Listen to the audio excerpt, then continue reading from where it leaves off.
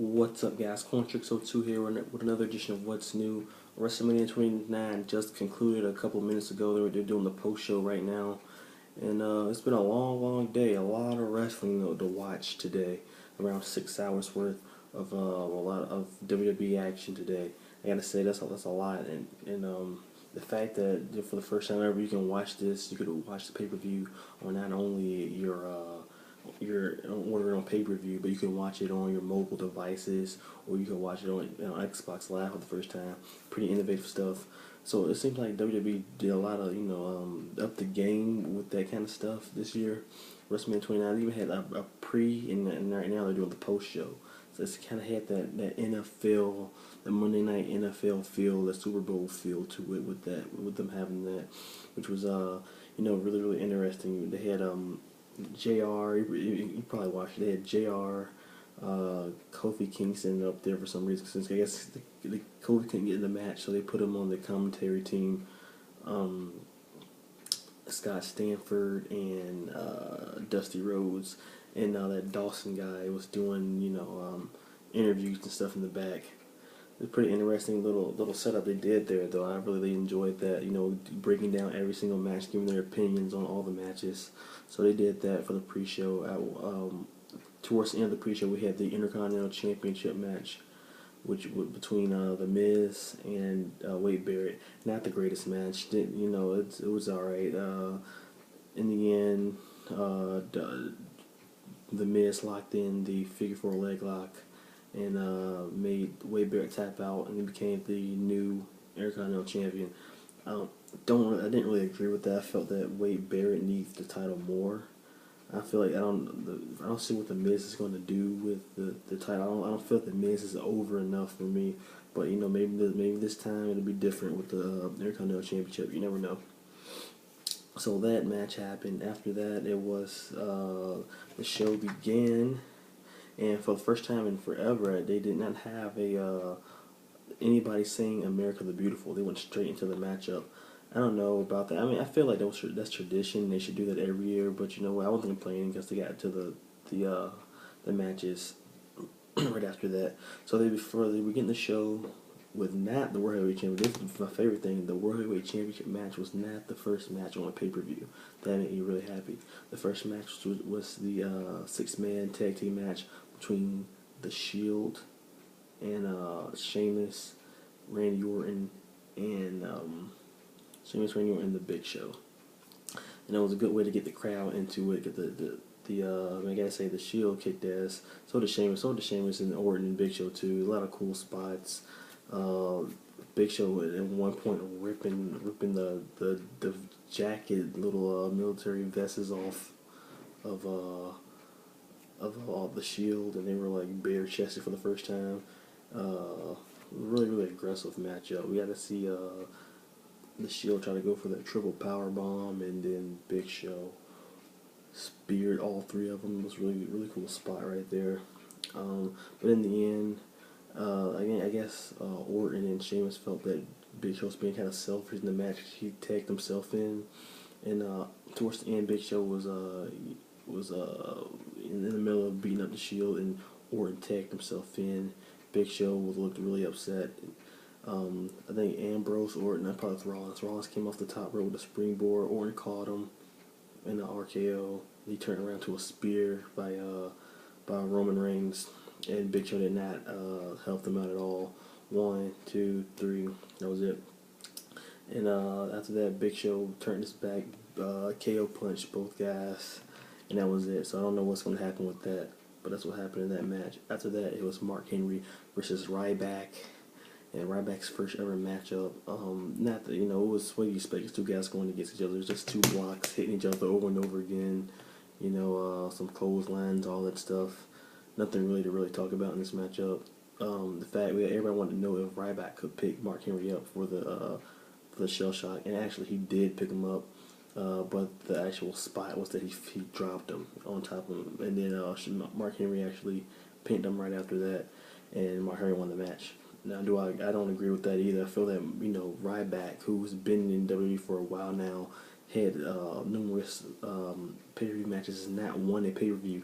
WWE's trying to build this guy as the new, top guy, but he can't win a pay-per-view. And I felt this was the perfect time for him to get a victory over an established monster like Mark Henry. And that didn't happen for some reason. I don't know why they chose for Mark Henry to win, but whatever. But after the match, he did end up hitting him with a shell shock, and he did his feed me more stuff. But I felt like he could have beat him and then did that. But I don't know. Maybe they have something planned, another match for Henry and Ryback. Who knows? After that, we had the Tag Team Championship match between Team Hell No and Dolph Ziggler and Biggie Langston. This is Biggie Langston's first ever matchup in the WWE. He was pretty dominant in that matchup. He hit a triple backbreakers on Kane. I haven't seen anybody do that since Brock Lesnar. So that was pretty impressive. Dolph Ziggler, he was to show off. Perfect drop kicks, perfect everything. He actually did a spot in the match where in the beginning, Dolph Ziggler kissed AJ, and it was kind of reminiscent of last year when Daniel Bryan did the same thing and he got bro kicked. When Dolph Ziggler turned around, he actually got kicked in the head, and it was 1-2, and then he kicked out. So that was a pretty cool false finish in the matchup. In the end, Dolph got caught in the choke slam, splash, then take Daniel Bryan in, big splash or hit, but whatever he does. 1, 2, 3. Team Hell No retains the championships, and they are still the team to beat in the WWE. But nonetheless, good tag team match all around. AJ got involved somewhere in there too. Pretty cool. After that, we had a match that I was looking forward to. Another debut at WrestleMania, Fandango versus Chris Jericho, which was definitely a really, really good match. I have to say, Johnny Curtis did a marvelous job with first ever match on a big stage like WrestleMania. He did really, really good. He had a cool entrance, all these dancers coming out. It's pretty cool. He went for his he actually hit his guillotine leg drop. Jericho kicked out. Jericho hit a code breaker. It was a lot of back and forth. But in the match, towards the end, Jericho went for the lion salt, and he flips him. You know how he hits he lands on his feet, and he buckled his knee. So when he tried to go for the walls, his knee was buckling, and somehow Fandango got the leverage to get him in a small package, and Fandango won the match against Chris Jericho. So yeah, Fandango, in his first match, gets the win. So Fandango is undefeated, just like The Undertaker at WrestleMania at this point in time. Or Fandango.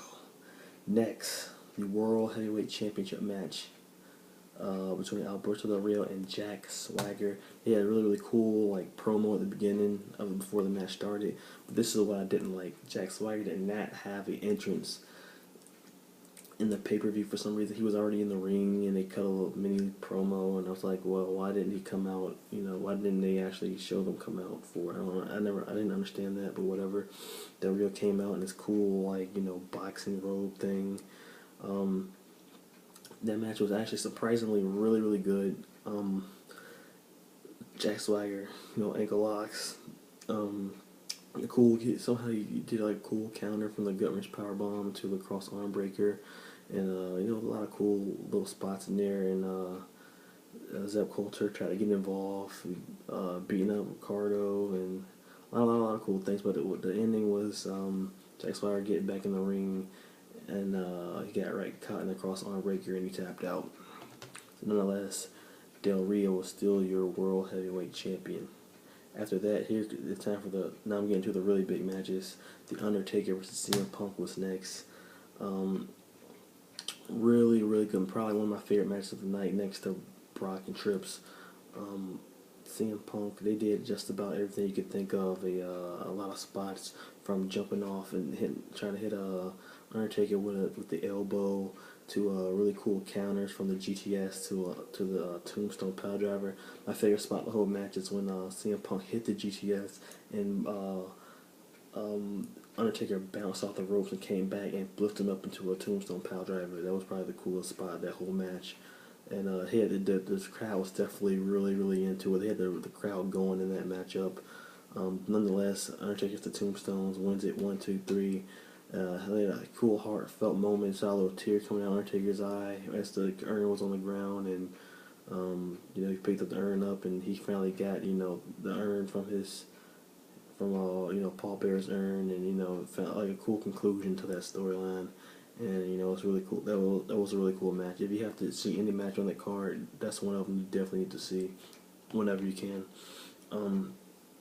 Next was Triple H versus Brock Lesnar, which this match went forever. It was so long that the Tons of Funk and what are the Rose Scholars and the Bellas and the Funkadactyls match didn't even happen. The match didn't even happen because they went the distance. I guess I'll say they went the distance, and that match got bumped because that match was so long.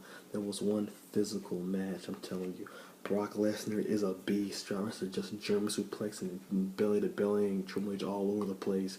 He belly to belly him through a table, then he picked him up and belly to belly him into the broken table.